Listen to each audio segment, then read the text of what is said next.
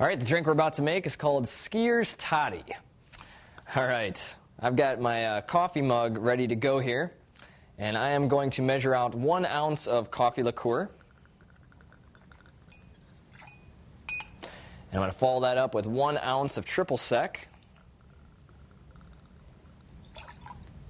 And next, I'm going to fill it up with hot cocoa. All right. Now take your spoon, stir it up. So if you're looking for a nice beverage after hitting the slopes, and it sure would make sense to have a skier's toddy, wouldn't it? Now the snowboarder's toddy is a different drink, and maybe we'll get to that later. Okay, now I've got it nice and stirred up. We are going to add some good old marshmallows. In this case, I've got the little mini marshmallows. And look at that. Doesn't that look great? Skiers Toddy, bottoms up.